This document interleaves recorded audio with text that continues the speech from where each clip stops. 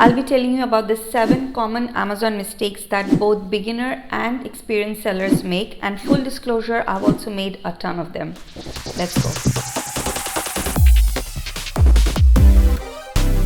What is up guys, my name is Orinn and welcome back to my channel. If you're excited about this video, be sure to give this a big thumbs up right now. If you want to learn more about online businesses and all things entrepreneurship, make sure to subscribe if you haven't already. If you haven't started your Amazon journey yet but you are in the e-commerce space, then Amazon is definitely the industry to be in. They have a massive customer base. The customers are trained to purchase. Their credit card information is already saved, and with Amazon FBA they almost take care of everything, including a lot of your customer support. It's an incredible time to be an Amazon seller, but these are the mistakes that you want to avoid. Number 1, thinking Amazon is overly saturated. A lot of people have misconception that Amazon is overly saturated and there are way too many sellers on there. But the truth is there are hundreds and thousands of niches in whichever marketplace you are selling at, and the opportunity is endless. Apart from that, there are so many marketplaces that you can expand to. So outside of USA, there are so many growing marketplaces right now, such as Australia, UK, Canada, UAE, Germany. And if you have access to some of this or any of the other marketplace through your country and your marketplace, then the possibility for you to expand and grow your business is huge. Number 2 is launching an extremely popular product. I see people going after these kind of products which are maybe generating 50 to 100k per month in revenue, and these products would also have around 1500 to 2000 reviews. To be honest, if a product already has 1000 to 2000 reviews, then no one's going to buy your product which might have 0 to 20 reviews. It's going to be extremely hard for you to convince your potential customers to buy from you, even if it's a very high quality or a different or a better version of the product. Unless you're willing to lose a lot of money for 6 to 8 months to just grow this product, you have this chunk of money that you can spend on ads and all that kind of stuff, and you don't care if you don't make a profit. Other than that, most likely it's not going to work. I would ask you to go for a way less saturated product. It should have no more than 150 to 200 reviews. Because if you think from your customer's point of view, then chances for your customer to buy your product, which might be a higher quality or a better quality with almost no reviews, is way less than buying a product from another brand which already has thousands of reviews. Number 3, low price points. So when you're picking a product, you want to make sure that you don't go for those products which are listed with a very low price, the ones which are very inexpensive. For example, when you are on Amazon, you will see these products that are selling for $7 or $9. These are the products that you want to absolutely avoid. If you sell anything on Amazon below $15, it will be very hard for you to make any profit. There are a lot of additional expenses that you have to pay to Amazon.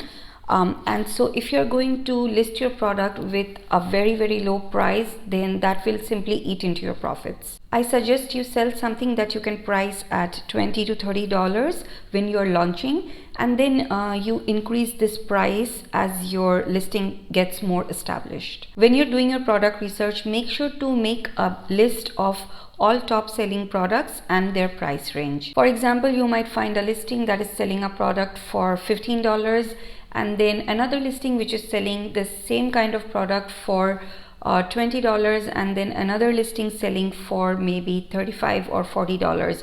So you want to make sure that you keep a track of all these listings, and then you can also list your product like that, and then grow your listing and your prices as your product gets more established, as your listing gets more established. And you can even offer your customers a better version of that product.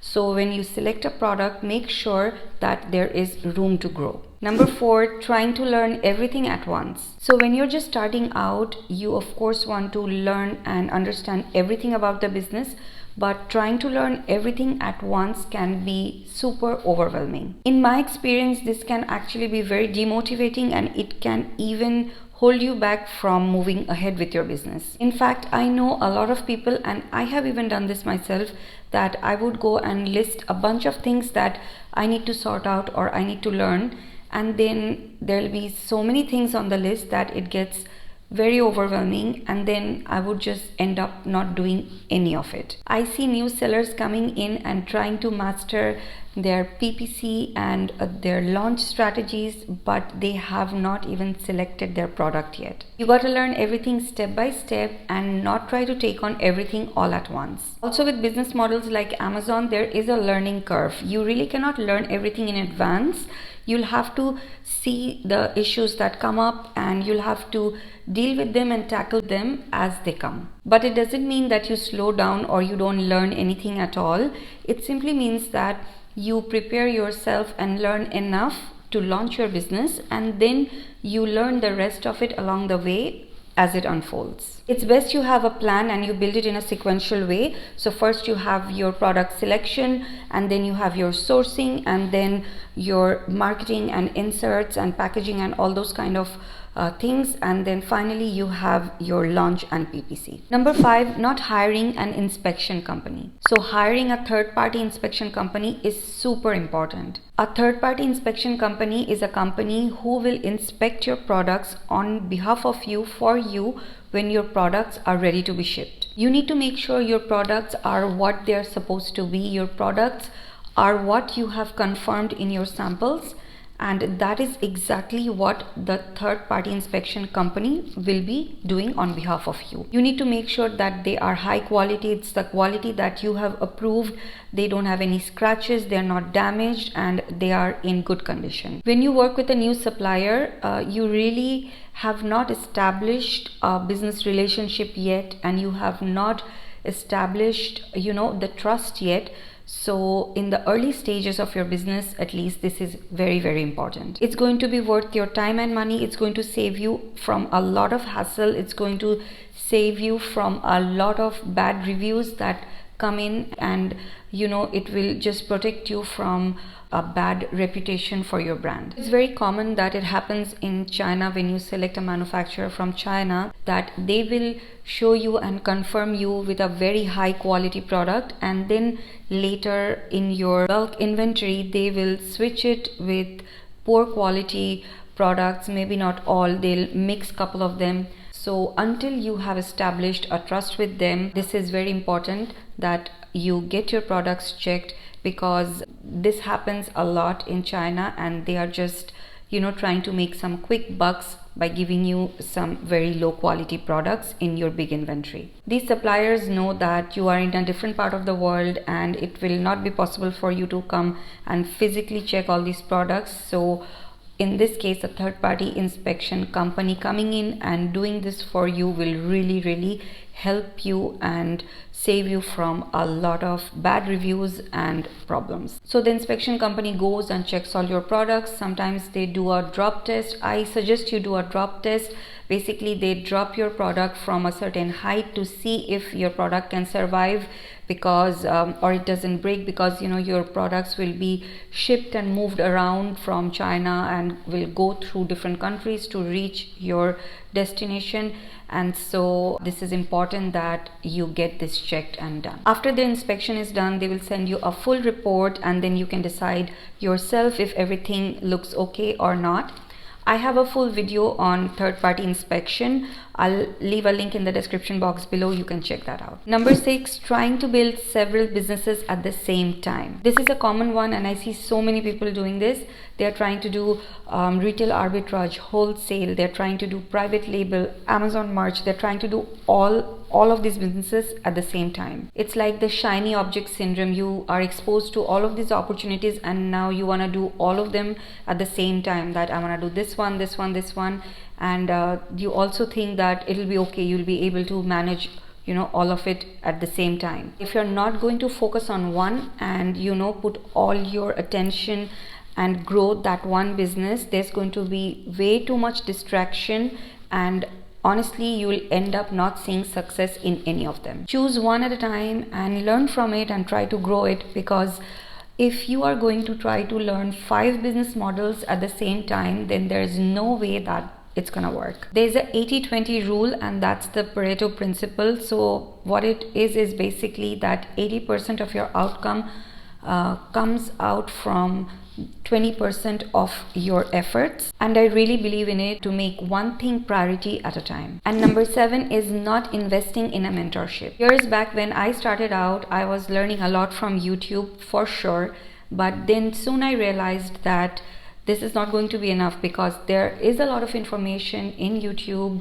and online, but it is not enough for you to learn all the practical things of the business. I did go and invest on a couple of good courses, and I would honestly say that it has paid off. Yes, there is a lot of information on YouTube, but it is not enough. Finding a good mentor is essential, and even better if you can find a community. Because honestly, in the last few years, I've seen almost now everyone is selling some course.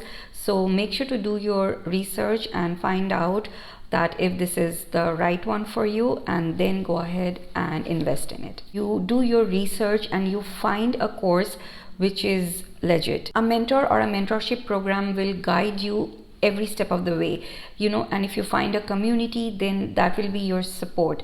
A mentor will guide you and tell you how much inventory to order, what kind of product to focus on, how to optimize your listing, and this will honestly be a shortcut for you, and it will be worth it. For me, investing on something from which I can learn is always a good investment for me, because that is something that will stay with me forever. Those were some of the common mistakes that you want to avoid. But let me know in comments below what are some of the mistakes that you have made as an Amazon seller. If this video was helpful or added any value, please give us a big thumbs up. Also subscribe if you haven't already.